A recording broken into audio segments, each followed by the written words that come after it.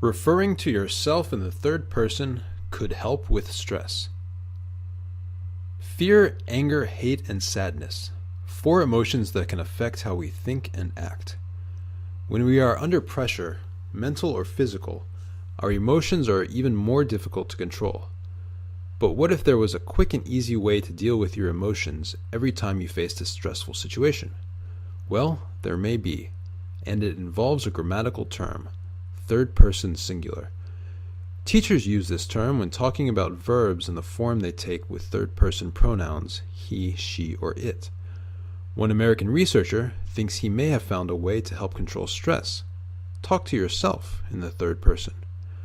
Jason Moser is a professor of psychology at Michigan State University. Moser says that referring to yourself in the third person puts a kind of psychological distance between you and your emotions. He thinks this distance is all some people need to control how they react to stress. Jason doesn't just refer to myself. Jason is the name of lots of other Jasons I've met before, and it has many other references.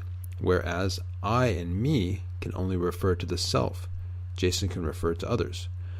And I think that distance from the self towards others gives people different perspectives. It allows them to manage stress better, said Professor Moser.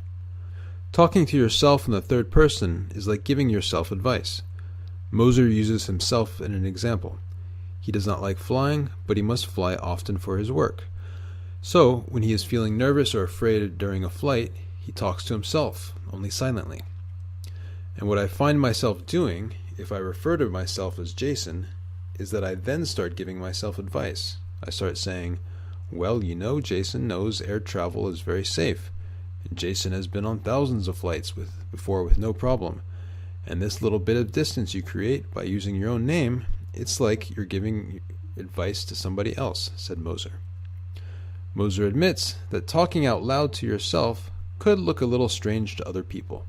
So he suggests you should have the conversation inside your head.